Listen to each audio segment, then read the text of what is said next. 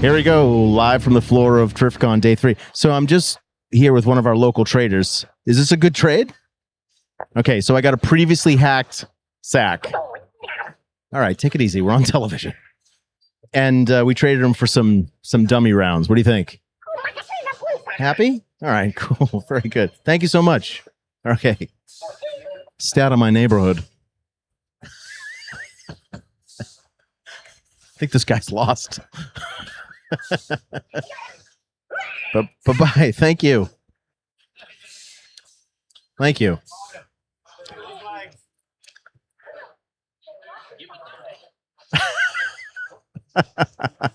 It was a good trade. He seemed happy about it. I think we got to wash that hacky sack. Well, here we are on the floor of Terrificon Day 3. It's a little slow. It's a little slow. We haven't seen a lot of cosplayers. Oh, Galactus is here. Yes, I saw him. Just noticed him now? Well, I mean, looking this direction, I saw him walk in, but... He walked by you. When? When you were trading with the Jawa. Oh, really? Yeah. Oh, Jesus. Well, he has to get by you somehow. I was going to say, he's got a hell of a stride. Look at this. Look at this bitch behind me. It's a dog. Luke needs his mic up, please. I believe he's There we go. Do we have a Luke yet? Luke? You need to turn your wireless mic pack on there. It's not on standby, is it? Did we You turned it off on the stage, remember? We turned only one channel on the Oh, right. Where's the cat? I'll get it. I got you. We know what we're doing. Don't judge us. Is there a Luke yet? I think there's a Luke. No, there's still not a Luke. Check one. Oh, Hey, yeah. Got everybody? There you are. Everybody's here? Everybody's accounted for. All right.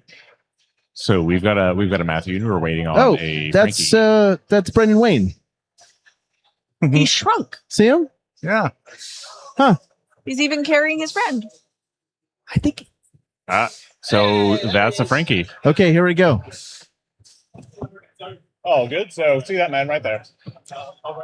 How you doing, Frankie? I'm Thomas. All right, Tom. Nice. Oh man, this is awkward as hell. All right, go on up. it's been a weekend full of awkward handshakes.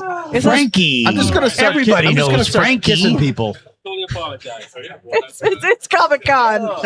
What happens at Comic-Con definitely stays at Comic-Con, except for what's recorded at Comic-Con. Oh, it's great. Okay, awesome. What happens at Lansdowne Karaoke stays at Lansdowne Karaoke. Except for those who record it. Exactly, except for those who live streamed it. Like Mitch. Yeah. And Ming. Did you get new microphone covers since yesterday? We had to Oh, I don't want to know now. after the incident. Testing. All right. Hello, this is Matthew. I'm here, present. Gotcha. Present. Testing. He's a good Frankie boy. B's in the house. It's a good boy. Gotchas. Well, here comes Moana. All right, can everyone hear each other? I think Yes. so. Brilliant. Check one. All wings report in. We're flying. Red 3 standing by. Red button standing by. We are a go. Roll out. It's working. This is Sonny Joe White. I'm going back. I think you guys back, man. What was that? Wolfman Jack. Oh man, I'm showing my age, man. Gray dreads. All right, Uncle guys. Dale, we're at Terrificon. What HDMI do I want so that we can? Oh, I see Thomas. There we are. All right. There The we other one. go. The He's one hard that to see. works. He's a little fellow. Oh, the one that works. I know. I'm I here should to have just help. made a seat sure? and got in the box. This is my job here. Well, you're doing great, Caitlin. I know. I Terrificon adds 20 pounds, just so you know. Anyway, so let's get things rolling. So All right, let's get things rolling. We Out got on an opening, or are we still doing... We're on. We did an Oh, opening. we're on. We've been It's already going this whole happening. time. It's already We've happening. been on for about 20 It's real. minutes. Oh man. same stream. Okay, here we go. All right. No, second stream. Luke, Second take it stream. away. But we didn't All right. cross them. So first on the floor, we have Thomas Pimentel, and then myself, Luke of the Take 12 podcast. In the booth, we have Chris and Caitlin. And on the stage with us, we have some special guests, some comic creators that I would have the opportunity to speak to earlier. And if we cut to me, I have an example of some of the work that I was able to. Nope, that's not me. I'm over here. Working on over it. here. Working on it. Swinging around. Over here. Over here. Keep over, coming. Keep a coming. over, Here it comes. Over. Stop. Some of the work that I was able Just get to. the torso. I love that guerrilla style filming. Right here, Yes, here. cinema, Oh, they cinema There we go. veritas. There we go. I love it, man. Let's take it raw. And- oh, Isolate that. we're starting hot. Starting hot. So Isolate it. We got some reels. I'm going to go ahead and turn it over to our two guests on the stage here. Can you please, starting with my left, go ahead and introduce yourself, where you are at Mohegan, what are you doing here? And we'll take it from We there. all want to know that. I'm Frankie B. Washington. I'm a local guy, New Englander, true and true. Grew up in Boston. I've attended many cons back in the day. I'm talking, when I say back in the day, I'm talking like late 80s, 90s, into the 2000s. I am someone who grew up in Boston, just in case. I also worked professionally in the art industry. I worked in advertising, but I also did animation as well as film. And I love kaijus and I love giant robots. And I grew up in that time in the 80s as a kid, being exposed to the Shogun Warriors. Watching Force 5 on Channel Of course, 56. Of course. Nope. Channel 25. Oh, that was the Yeah. second generation.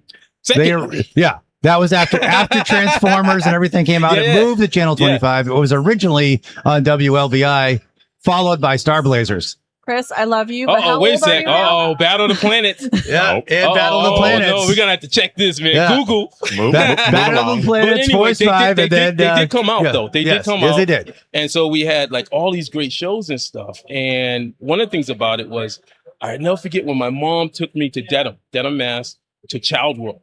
Ooh, And, fucking wow! Lots of shout outs today. Child World was a place where, it was like the world for kids. And I remember my mom taking me through the door and it was a spinner rack. Yes, that ancient thing called a spinner rack. And right on that spinner rack was this bag. They used to sell like 10 comics to one bag. And I remember on the first cover was the Shogun Warriors, issue 1 from Marvel Comics by the amazing Herb Trimpe and Doug, and I hope I don't say his last name wrong, Munich.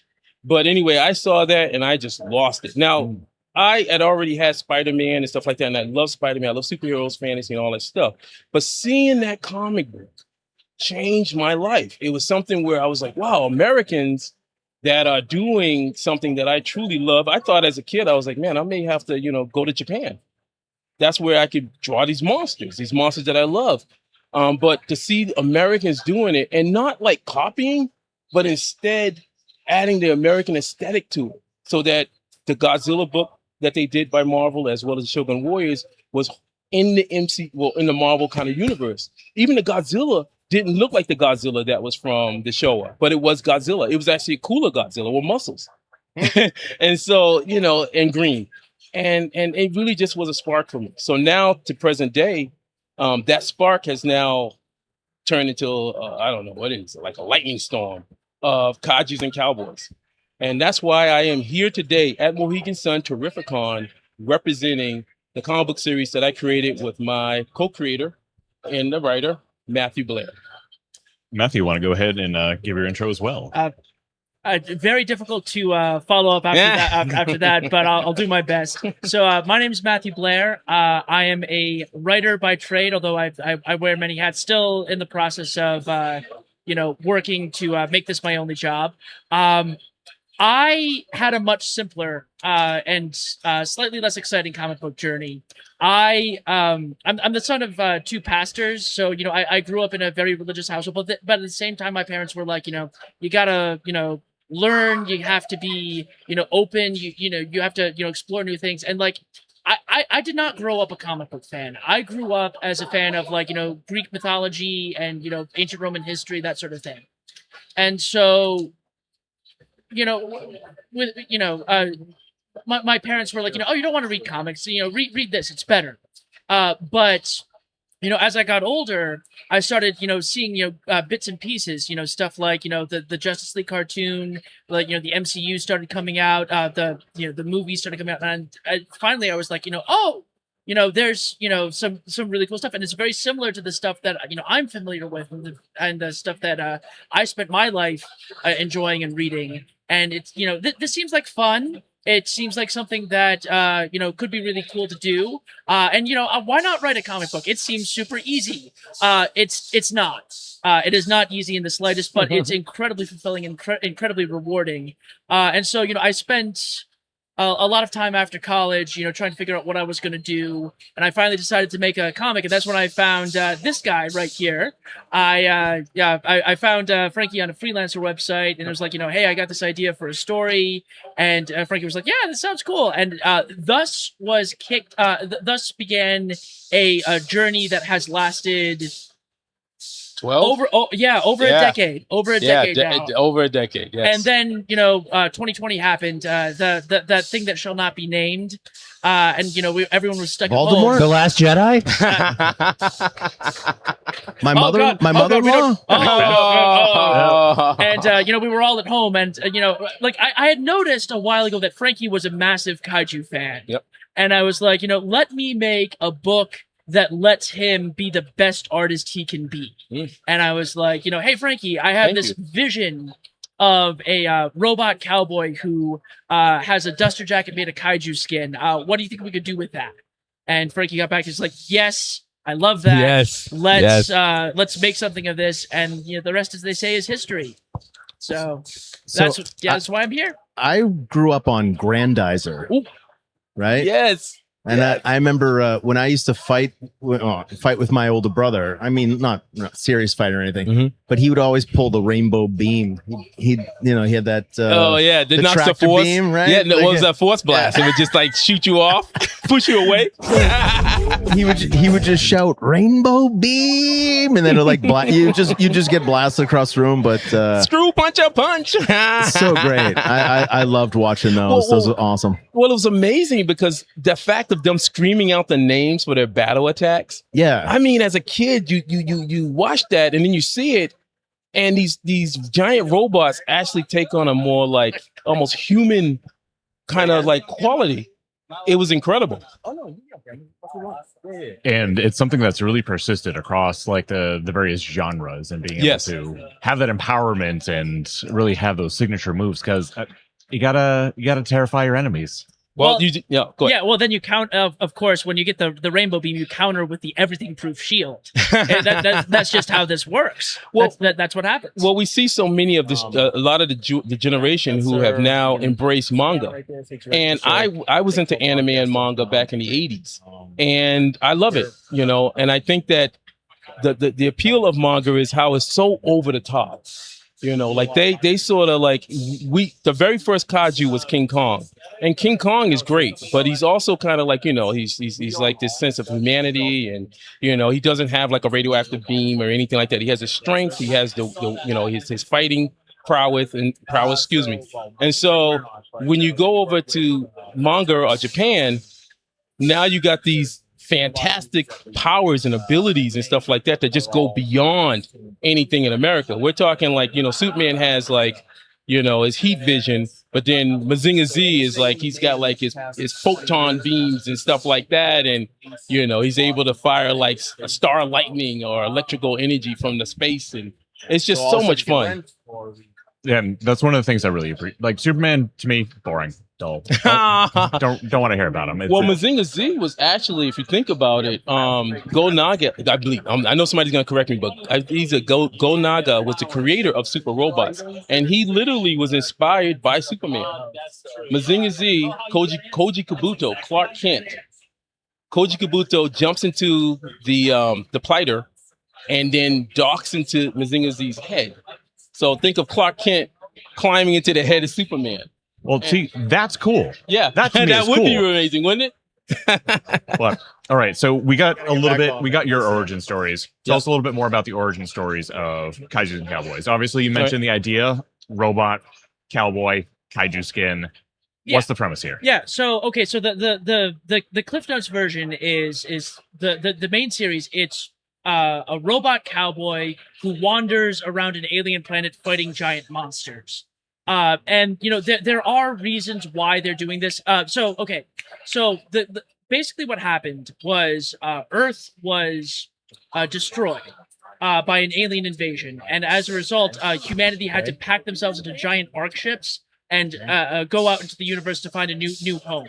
So what happens is you have the humans, they're in hypersleep, and they're orbiting this planet, and the AI that runs the ship has sent robots down to this planet to make it habitable.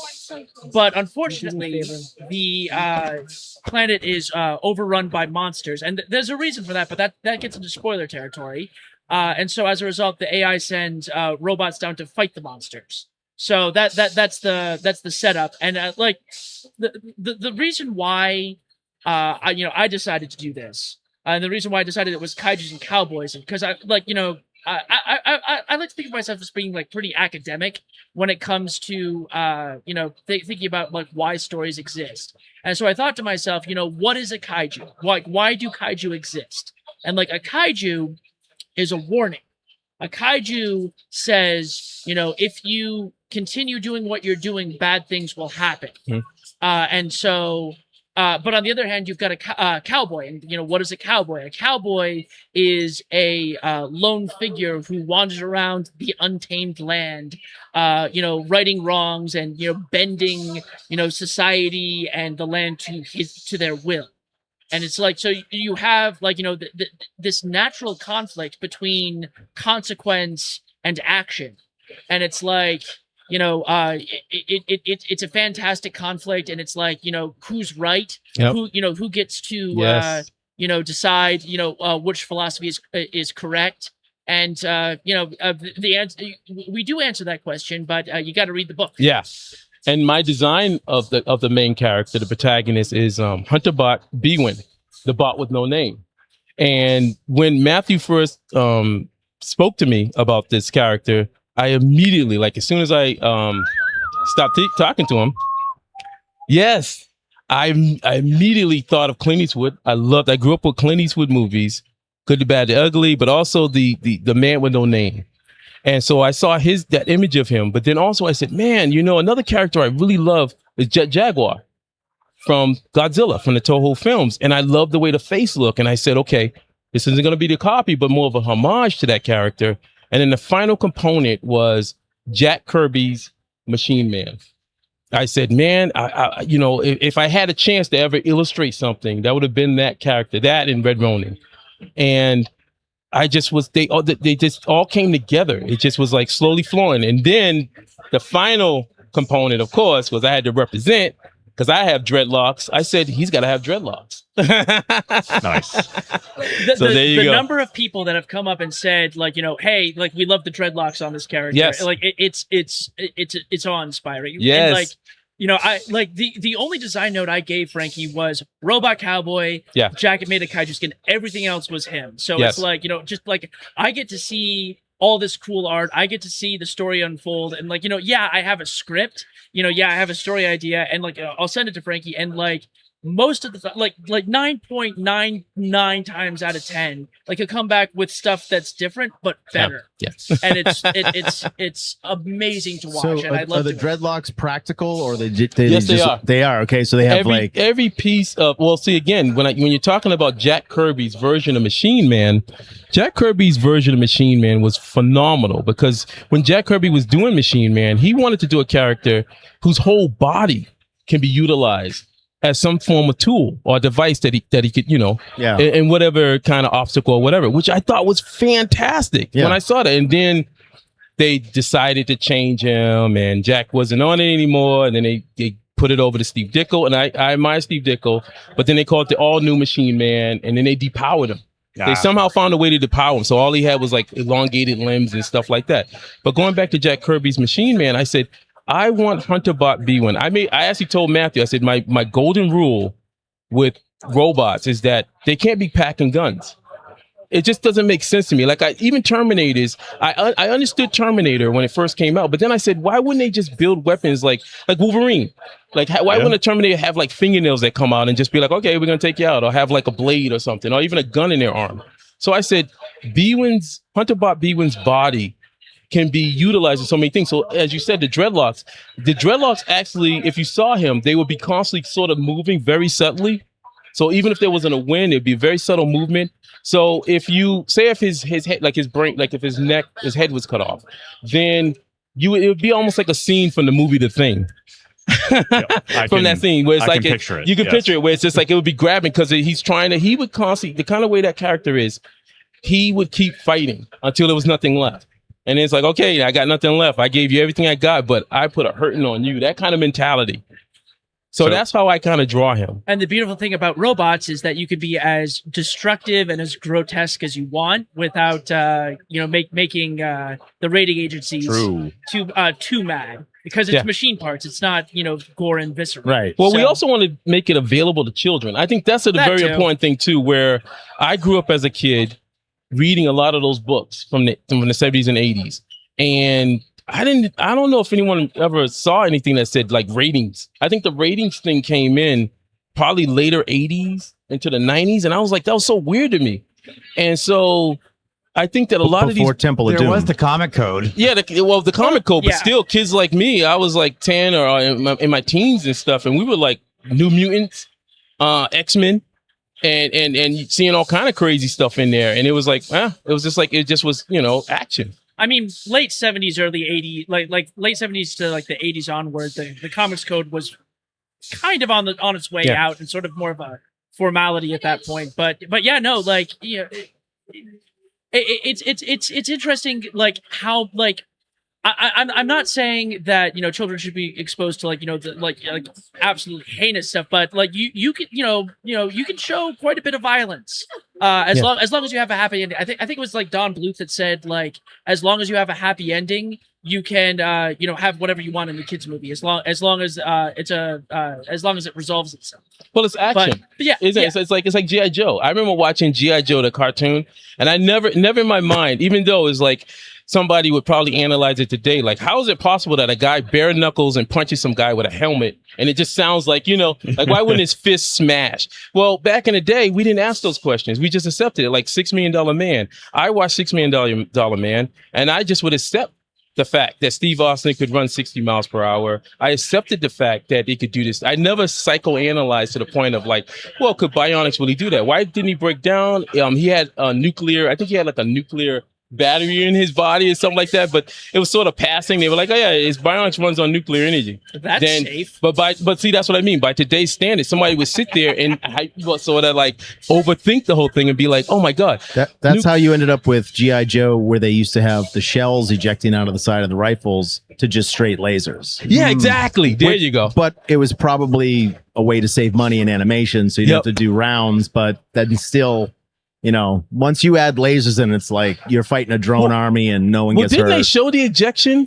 Yeah. Before, like in the movie. Remember G.I. Joe, the movie? Yeah. I remember there's a scene, I think Flag, I think his name was Flag, where he's just shooting and he's releasing all these rounds, and it's like, dude, there's shells popping out of there. It was and awesome. Never in my mind did I question that. I just like they're lasers. It was like an animated version of the A-Team. Yeah. Yeah. But you didn't question it as a kid. You just saw it and you said, just like the Transformers. You think of the Transformers, the most saddest part I saw in the first Transformers movie was, again, Optimus. Like, they were like, oh man, they're brutal. Yeah. The first?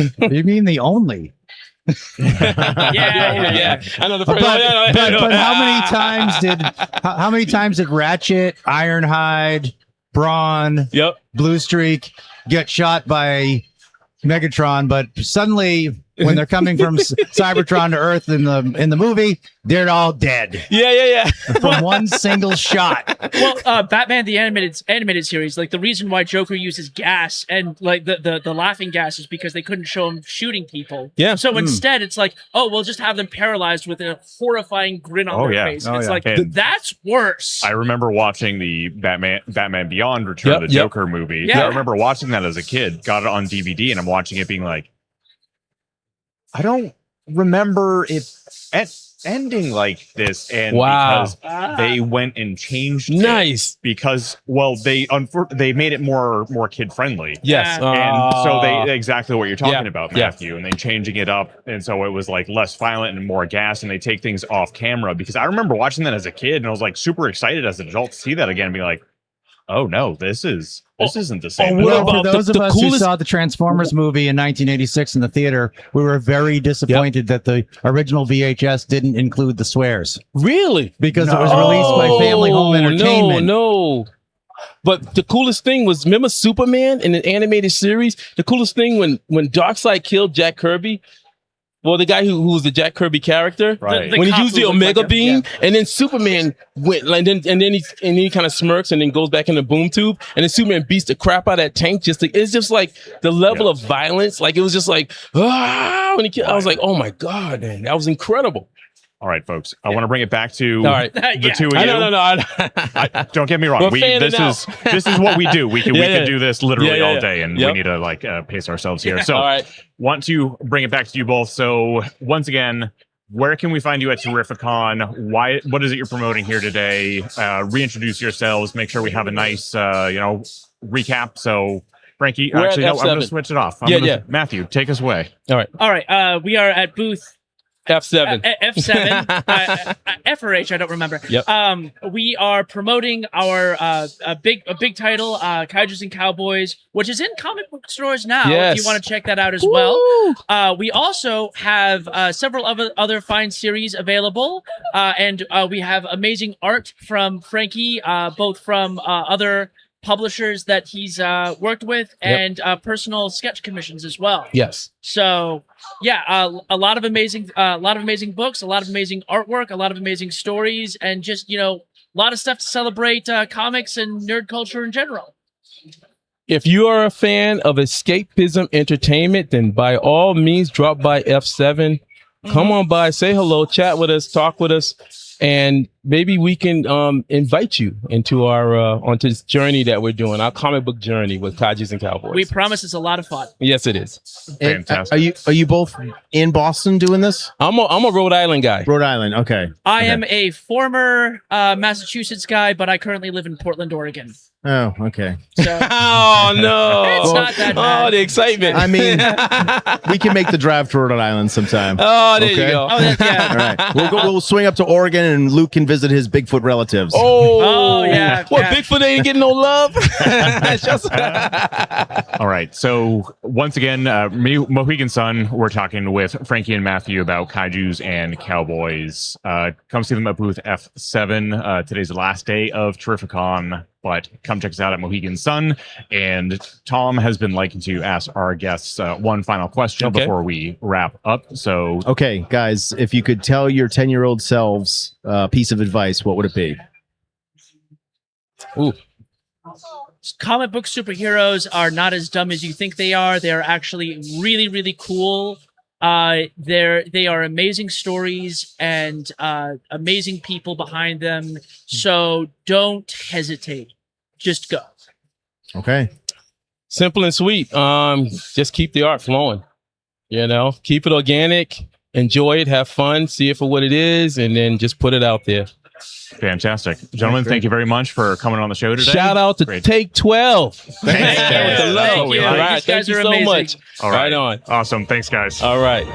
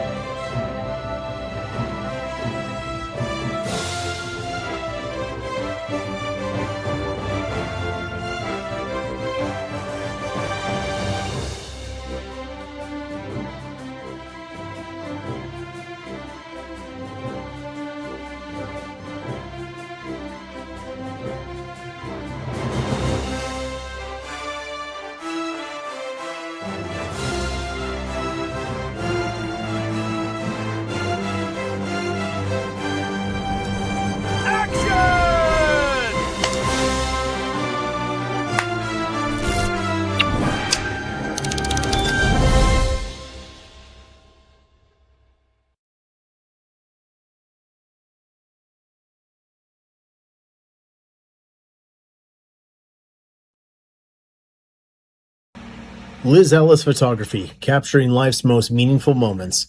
Every photograph tells a story, and at Liz Ellis Photography, we believe those stories deserve to be remembered for a lifetime.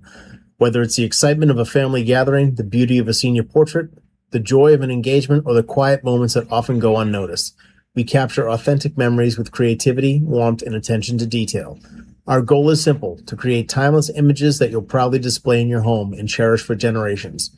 We take the time to make every session relaxed, enjoyable, and uniquely tailored to you, allowing your genuine personality and emotions to shine through. From breathtaking outdoor locations to carefully crafted portraits, every image is professionally edited and thoughtfully composed to preserve life's most important milestones. Your memories deserve more than a snapshot. They deserve to become works of art. Book your session today and let Liz Ellis Photography turn today's moments into tomorrow's treasured memories. Liz Ellis Photography, capturing moments, creating memories, preserving your story.